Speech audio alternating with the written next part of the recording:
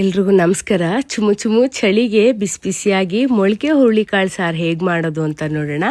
ಅದಕ್ಕೆ ಮುಂಚೆ ಹುರುಳಿಕಾಳನ್ನ ಮೊಳಕೆ ಹೇಗೆ ಕಟ್ಕೊಳ್ಳೋದು ಅಂತ ನೋಡೋಣ. ಸುಮಾರು ಜನ ನನಗೆ ಮೆಸೇಜ್ ಮಾಡಿ ಕೇಳಿದ್ರಿ ಹುರುಳಿಕಾಳು ಮೊಳಕೆ ಕಟ್ಟೋದನ್ನು ತೋರಿಸಿ ಅಂತೇಳಿ. ನಿಮಗೋಸ್ಕರ ಈ ವಿಡಿಯೋ ಮಾಡ್ತಾಯಿದ್ದೀನಿ.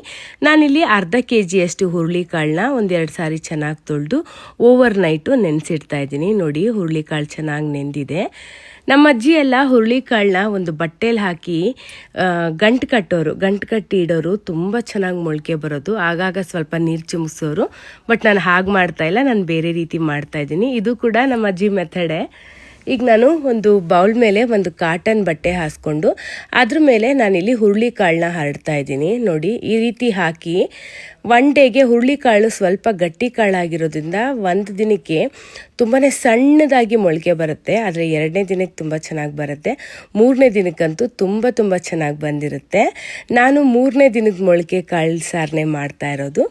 ಈಗ ನಾನು ಇದನ್ನು ಮುಚ್ಚಿ ತೆಗೆದಿಡ್ತಾ ಇದ್ದೀನಿ. ಇದು ಸೇಫರ್ ಸೈಡು, ಇದ್ರ ಮೇಲೆ ಯಾವುದೇ ರೀತಿ ಧೂಳು ಬೀಳೋದಿಲ್ಲ ಅಂತ ಹೇಳಿ. ಮತ್ತು ಈಗ ನಾನು ನಿಮಗೆ ತೋರಿಸ್ತಾ ಇರೋವಂಥದ್ದು ಎರಡನೇ ದಿನದ್ದು ಮೊಳಕೆ ಹುರುಳಿಕಾಳು. ನೋಡೋಣ ಬನ್ನಿ ಹೇಗೆ ಬಂದಿದೆ ಮೊಳಕೆ ಅಂತ ಹೇಳಿ. ತುಂಬ ಈಸಿಯಾಗಿ ಮೊಳಕೆ ಕಟ್ಕೋಬೋದು. ನೋಡಿ, ಎರಡನೇ ದಿನದ ಮೊಳಕೆ ಕಾಳು ಎಷ್ಟು ಚೆನ್ನಾಗಿ ಬಂದಿದೆ. ಕಡಲೆಕಾಳು ಹುರುಳಿಕಾಳನ್ನೆಲ್ಲ ಇದೇ ಮೆಥಡಲ್ಲೇ ನಾವು ಮೊಳಕೆ ಕಟ್ಕೋಬೇಕಾಗತ್ತೆ. ಹೆಸರು ಕಾಳಾದರೆ ತುಂಬಾ ಸುಲಭ, ನೀರಲ್ಲಿ ನೆನೆಸಿಟ್ರೂ ಸಾಕು ಮೊಳಕೆ ಬಂದ್ಬಿಟ್ಟಿರುತ್ತೆ. ನೋಡಿ, ಈಗ ಇದು ಎರಡನೇ ದಿನದ್ದು. ಮೂರನೇ ದಿನದ ಮೊಳಕೆ ಕಾಳನ್ನ ಕೂಡ ನಾನು ತೋರಿಸ್ತೀನಿ. ಹಾಗೆ ಮೊಳಕೆ ಕಾಳನ್ನ ನಾವು ಅಡುಗೆಗೆ ಉಪಯೋಗಿಸೋಕೆ ಮುಂಚೆ 2-3 ಸಾರಿ ಚೆನ್ನಾಗಿ ನೀರಲ್ಲಿ ಸೋಸ್ಕೊಂಡು ಕ್ಲೀನ್ ಮಾಡಿಕೊಂಡು ನಾವು ಅಡುಗೆಗೆ ಯೂಸ್ ಮಾಡಬೇಕು. ಈಗ ಮೊಳಕೆ ಹುರುಳಿಕಾಳು ಸಾರು ಮಾಡೋದನ್ನು ನೋಡೋಣ ಬನ್ನಿ. ಪ್ಯಾನ್ಗೆ 1 ಟೇಬಲ್ ಸ್ಪೂನ್ ಅಷ್ಟು ಎಣ್ಣೆ ಹಾಕ್ಕೊಂಡು 2 ಮೀಡಿಯಮ್ ಸೈಜ್ ಈರುಳ್ಳಿನ ಹಸಿ ವಾಸನೆ ಹೋಗೋವರೆಗೂ ಚೆನ್ನಾಗಿ ಫ್ರೈ ಮಾಡ್ಕೊಳ್ತಾ ಇದ್ದೀನಿ. ಈರುಳ್ಳಿನ ಹಾಗೆ ಹಸಿದೇನೆ ಮಿಕ್ಸಿ ಜಾರ್ಗೆ ಹಾಕೊಂಡು ರುಬ್ಕೋಬೋದು. ಆದರೆ ಈ ರೀತಿ ಸ್ವಲ್ಪ ಫ್ರೈ ಮಾಡ್ಕೊಂಡು ಹಾಕೊಳ್ಳೋದ್ರಿಂದ ಹಸಿ ವಾಸನೆ ಎಲ್ಲ ಚೆನ್ನಾಗಿ ಹೋಗಿರುತ್ತೆ, ಸಾರು ಕೂಡ ರುಚಿಯಾಗಿರುತ್ತೆ. ಈಗ ಈರುಳ್ಳಿ ಫ್ರೈ ಮಾಡ್ಕೊಂಡಿದ್ದಾಯಿತು. ಈರುಳ್ಳಿ ತಣ್ಣಗಾಗಿದೆ, ಮಿಕ್ಸಿ ಜಾರ್ಗೆ ಹಾಕ್ಕೊಳ್ತಾ ಇದ್ದೀನಿ. ಒಂದು 1/4 ಕಪ್ ಅಷ್ಟು ತೆಂಗಿನಕಾಯಿ ಹಾಕ್ಕೊಳ್ತಾ ಇದ್ದೀನಿ. 2 ಮೀಡಿಯಮ್ ಸೈಜ್ ಟೊಮೆಟೊ ಹಾಕ್ಕೊಳ್ತಾ ಇದ್ದೀನಿ. ಒಂದು 4 ಎಸಳು ಬೆಳ್ಳುಳ್ಳಿ ಹಾಕ್ಕೊಳ್ತಾ ಇದ್ದೀನಿ. ಒಂದು 4 ಎಸಳು ಶುಂಠಿ ಸೇರಿಸ್ಕೊಳ್ತಾ ಇದ್ದೀನಿ. ಹಾಗೆ ಒಂದು 3 ಚಕ್ಕೆ, ಒಂದು 4 ಲವಂಗ ಸೇರಿಸ್ಕೊಳ್ತಾ ಇದ್ದೀನಿ. 1 ಟೇಬಲ್ ಸ್ಪೂನಷ್ಟು ಕಡಲೆಪಪ್ಪನ್ನು ಹಾಕ್ಕೊಳ್ತಾ ಇದ್ದೀನಿ. ಹಾಗೆ ಒಂದು ಅರ್ಧ ಟೀ ಸ್ಪೂನಷ್ಟು ಗಸಗಸೆ ಹಾಕ್ಕೊಳ್ತಾ ಇದ್ದೀನಿ. 1 ಟೀ ಸ್ಪೂನ್ ಖಾರದ ಪುಡಿ ಹಾಕ್ಕೊಳ್ತಾ ಇದ್ದೀನಿ. 2 ಟೀ ಸ್ಪೂನ್ ಧನಿಯಾ ಪುಡಿ ಹಾಕ್ಕೊಳ್ತಾ ಇದ್ದೀನಿ. ಹಾಗೆ 1 ಟೀ ಸ್ಪೂನಷ್ಟು ಸಾಂಬಾರು ಪುಡಿನ ಹಾಕ್ಕೊಳ್ತಾ ಇದ್ದೀನಿ. ಈ ಸಾಂಬಾರು ಪುಡಿ ಮನೆಯಲ್ಲೇ ಮಾಡಿರೋವಂಥ ಸಾಂಬಾರು ಪುಡಿ.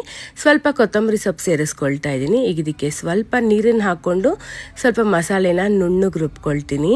ಈಗ ನೋಡಿ, ಮಸಾಲೆ ರುಬ್ಕೊಂಡಿದ್ದಾಯಿತು, ನುಣ್ಣಗೆ ರುಬ್ಕೊಂಡಿದ್ದೀನಿ. ಈಗ ಕುಕ್ಕರ್ ಕಾದಿದೆ. ಕುಕ್ಕರ್ಗೆ 1 ಟೇಬಲ್ ಸ್ಪೂನಷ್ಟು ಎಣ್ಣೆ ಸೇರಿಸ್ಕೊಳ್ತಾ ಇದ್ದೀನಿ. ಸ್ವಲ್ಪ ಸಾಸಿವೆ ಹಾಗೆ ಕರಿಬೇವಿನ ಸೊಪ್ಪು, ಒಂದು ಈರುಳ್ಳಿ ಹಾಕ್ಕೊಂಡು ಹಸಿ ವಾಸನೆ ಹೋಗೋವರೆಗೂ ಫ್ರೈ ಮಾಡ್ಕೊಂಡಿದ್ದೀನಿ. ಈಗ ಇದಕ್ಕೆ 1 ಟೊಮೆಟೊ ಸೇರಿಸ್ಕೊಳ್ತಾ ಇದ್ದೀನಿ. ಟೊಮೆಟೊ ಸ್ವಲ್ಪ ಚೆನ್ನಾಗಿ ಮೆತ್ತಗಾಗೋವರೆಗೂ ನಾನು ಇದನ್ನು ಫ್ರೈ ಮಾಡ್ಕೊಂಡಿದ್ದೀನಿ. ಈಗ ಇದಕ್ಕೆ ಮೊಳಕೆ ಹುರುಳಿಕಾಳನ್ನ ಹಾಕ್ತಾಯಿದ್ದೀನಿ. ಹುರುಳಿಕಾಳು ನೋಡಿ, ಈಗ ನೀವು ನೋಡ್ತಾ ಇರೋವಂಥದ್ದು 3 ದಿನಕ್ಕೆ ಬಂದಿರೋವಂಥ ಮೊಳಕೆ ಹುರುಳಿಕಾಳು. ತುಂಬಾ ಚೆನ್ನಾಗಿದೆ ನೋಡಿ, ಹಸಿಯಾಗಿ ಎಷ್ಟು ಚೆನ್ನಾಗಿ ಕಾಣಿಸ್ತಾ ಇದೆ. ಸ್ವಲ್ಪ ಕೂಡ ಒಣಗಿಲ್ಲ. ಇದಕ್ಕೆ ನಾನು ಬಿಳಿ ಬದನೆಕಾಯಿ ಹಾಗೆ ಆಲೂಗೆಡ್ಡೆ ಹಾಕ್ಕೊಳ್ತಾ ಇದ್ದೀನಿ. ಬಿಳಿ ಬದನೆಕಾಯಿ ತುಂಬಾ ಚೆನ್ನಾಗಿರುತ್ತೆ. ಸ್ವಲ್ಪ ಕಸರೆ ಗಿಸರೆ ಎಲ್ಲ ಏನೂ ಬರೋದಿಲ್ಲ, ರುಚಿ ತುಂಬಾ ಚೆನ್ನಾಗಿರುತ್ತೆ. ಈಗ ಇದನ್ನೆಲ್ಲ ಸ್ವಲ್ಪ ಚೆನ್ನಾಗಿ ಕೈ ಬಿಡ್ದಿರ ತಿರುಗಿಸ್ಕೊಳ್ತಾ ಇದ್ದೀನಿ. ನೋಡಿ, ಸಾರಂತೂ ತುಂಬ ಚೆನ್ನಾಗಿ ಬರುತ್ತೆ. ಈಗ ಇದಕ್ಕೆ ಸ್ವಲ್ಪ ರುಚಿಗೆ ತಕ್ಕಷ್ಟು ಉಪ್ಪು ಸೇರಿಸ್ಕೊಳ್ತಾ ಇದ್ದೀನಿ. ಉಪ್ಪು ಹಾಕ್ಕೊಂಡು ಸ್ವಲ್ಪ ಕೈ ಬಿಡ್ದಿರಂಗೆ ಮತ್ತೆ ಚೆನ್ನಾಗಿ ಮಿಕ್ಸ್ ಮಾಡಿಕೊಂಡು ತಿರುಗಿಸ್ಕೊಳ್ತೀನಿ. ಹಾಗೆ ಈಗ ಇದಕ್ಕೆ ರುಬ್ಬಿಟ್ಕೊಂಡಿರೋಂಥ ಮಸಾಲೆನ ಸೇರಿಸ್ಕೊಳ್ತಾ ಇದ್ದೀನಿ. ಮಸಾಲೆ ಹಾಕ್ಕೊಂಡು ಸ್ವಲ್ಪ ಚೆನ್ನಾಗಿ ತಿರುಗಿಸ್ಕೊಳ್ತಾ ಇದ್ದೀನಿ. ಸಾರನ್ನು ಸ್ವಲ್ಪ ತಿಳಿಯಾಗಿ ಮಾಡ್ಕೊಳ್ತೀನಿ ನಾನು. ಸಾರು ತುಂಬ ಗಟ್ಟಿಗೆ ಮಾಡೋದಿಲ್ಲ, ತಿಳಿಯಾಗೇ ಇದ್ದರೆ ಈ ಸಾರು ತುಂಬಾ ಚೆನ್ನಾಗಿರುತ್ತೆ. ಈಗ ಇದಕ್ಕೆ ಸ್ವಲ್ಪ ನೀರನ್ನು ಸೇರಿಸ್ಕೊಳ್ತಾ ಇದ್ದೀನಿ. ಹಸಿ ಕಾಳಾಗಿರೋದ್ರಿಂದ 2 ವಿಜಿಲ್ ಸಾಕು. ತುಂಬ ಚೆನ್ನಾಗಿ ಕಾಳು ಬೆಂದಿರುತ್ತೆ. ಜಾಸ್ತಿ ವಿಜಿಲ್ ಬಂದರೆ ತುಂಬಾ ಮೆತ್ತಗಾಗೋಗುತ್ತೆ. ಈಗ ಇದು 2 ವಿಜಿಲ್ ಬಂದಿದೆ. ಸಾರು ಹೇಗೆ ಬಂದಿದೆ ಅಂತ ನೋಡೋಣ ಬನ್ನಿ. ಸಾರಿನ ಘಮ ತುಂಬ ಚೆನ್ನಾಗಿ ಬರ್ತಾ ಇದೆ.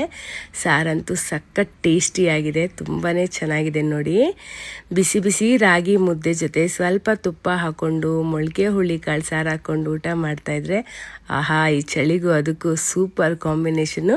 ಖಂಡಿತ ನೀವು ಕೂಡ ಟ್ರೈ ಮಾಡಿ. ಹೇಗೆ ಬಂತು ಅಂತ ಕಮೆಂಟ್ ಮೂಲಕ ತಿಳಿಸಿ. ವಿಡಿಯೋ ನಿಮ್ಮೆಲ್ರಿಗೂ ಇಷ್ಟ ಆಗಿದೆ ಅಂತೇಳಿ ಭಾವಿಸ್ತಾ ಇದ್ದೀನಿ. ವಿಡಿಯೋ ಇಷ್ಟ ಆಗಿದ್ರೆ ಲೈಕ್ ಮಾಡಿ, ಕಮೆಂಟ್ ಮಾಡಿ, ನಿಮ್ಮ ಅಭಿಪ್ರಾಯ ತಿಳಿಸಿ. ದಯವಿಟ್ಟು ಫಾಲೋ ಮಾಡೋದನ್ನು ಮರಿಬೇಡಿ. Thank you so much for watching.